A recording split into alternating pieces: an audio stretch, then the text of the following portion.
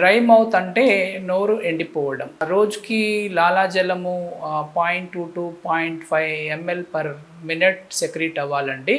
ఎప్పుడైతే లాలాజలం 0.2 to 0.5 ml/minute లాలాజలం సెక్రీషన్స్ తగ్గిపోతుందో దాన్ని మనం జీరోస్టోమియా అనే కండిషన్గా పిలుస్తాము. డ్రై మౌత్ అన్న జీరోస్టోమియా అన్న ఒకటే అండి. ఆ జీరోస్టోమియాకి గల కారణాలు ఏంటిదంటే కొన్ని టెంపరరీ కారణాలు, కొన్ని పర్మనెంట్ కారణాలు ఉంటాయండి. టెంపరరీ కారణాలు జీరోస్టోమియాకి ప్రొలాంగ్ డీహైడ్రేషన్ అవ్వడము, ఇంకొకటి medicine side effect. Temporary medicines ఏదైనా తీసుకుంటే వచ్చే సైడ్ ఎఫెక్ట్ కూడా ఉంటుందండి. తర్వాత permanent complications or permanent reasons for xerostomia కొన్ని సిస్టమిక్ డిసీజెస్ ఉంటాయండి. So for example chronic autoimmune inflammatory disease అంటామండి, దాన్ని జాగ్రెయిన్ సిండ్రోమ్ అంటాము. జాగ్రెయిన్ సిండ్రోమ్లో నోరు డ్రై అవ్వడం జరుగుతుంది. జాగ్రెయిన్ సిండ్రోమ్తో పాటు రేడియేషన్ థెరపీ చేసినప్పుడు సైడ్ ఎఫెక్ట్స్ వల్ల కూడా నోరు ఎండిపోవడం, దాన్ని జీరోస్టోమియా అని కూడా అంటామండి. దాంతోపాటు కీమోథెరపీ సైడ్ ఎఫెక్ట్ వల్ల కూడా మనకు నోరు ఎండిపోవడం జరుగుతుంది. ఈ లోకల్ ఫ్యాక్టర్స్లో ఈ ఆల్కహాల్ అండ్ టొబాకో యూజ్ వల్ల కూడా డ్రై మౌత్ వస్తుందండి. సో డ్రై మౌత్ వల్ల జరిగే కాంప్లికేషన్స్ ఏంటిది అంటే ముఖ్యంగా డ్రై మౌత్ ఎప్పుడైతే సెలైవరీ సెక్రీషన్స్ నోట్లో తగ్గిపోతాయో కొన్ని ఫంక్షన్స్ ఆల్టర్ అవుతాయండి. ముఖ్యంగా నోరు ఎండిపోవడం వల్ల నోరు మంట, దాన్ని బర్నింగ్ మౌత్ సిండ్రోమ్ అంటాము.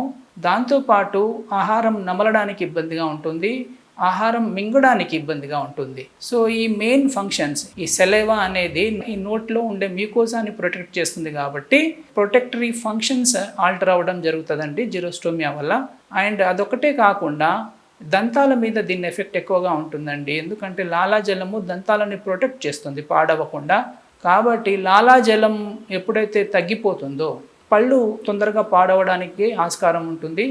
దంతాలు పాడవడంతో పాటు కొన్ని ఇన్ఫెక్షన్స్ వచ్చే అవకాశం కూడా ఉంటుందండి. ఈ ఫంగల్ ఇన్ఫెక్షన్స్ కానీ, viral infections or bacterial infections వచ్చే అవకాశం ఉంటుందండి. సో జీరోస్టోమియాని మనం ఎలా ట్రీట్మెంట్ చేయాలి?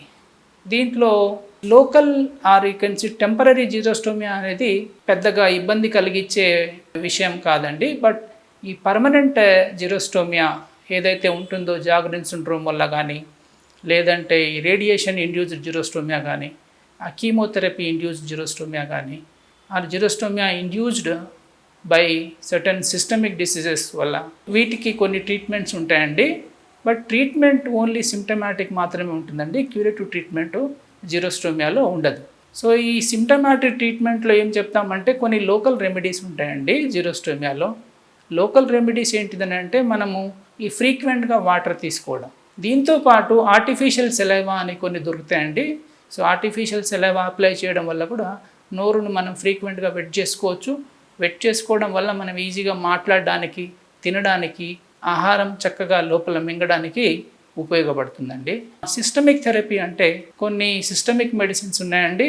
ఆ పిలోకార్పిన్ అని, సెవిమిలిన్ అని, ఈ టాబ్లెట్స్ తీసుకుంటే కొంచెం సెలైవరీ ఫంక్షన్స్ ఇంప్రూవ్ అయిపోయి లాలాజలం సెక్రీషన్స్ కొంచెం ఇంప్రూవ్ అవ్వడం జరుగుతుంది. దీన్ని మనం కొంతవరకు మనం ఈ సెలైవరీ సెక్రీషన్స్ని ఇంప్రూవ్ చేయగలిగితే జీరోస్టోమియాని మనం కొంచెం అదుపు చేయగలం. ఈ జీరోస్టోమియా ఎలా డయాగ్నోస్ చేయాలనేది ముఖ్యంగా మనం కొన్ని టెస్టులు ఉంటాయండి. సైలోమెట్రీ టెస్ట్ అని ఉంటాయి. ఈ సైలో కెమిస్ట్రీ చేసుకుంటే దాంట్లో మనం ఈ సెలైవరీ ఫంక్షన్స్ ఆల్టర్ అయినా లేదా అనేది చూసుకొని దాని ద్వారా మనం జీరోస్టోమియానా లేదంటే ఇది ఒక నార్మల్ సెలైవరీ ఫంక్షన్ ఉందా లేదనేది మనం ఎవాల్యుయేట్ చేసుకోవచ్చు.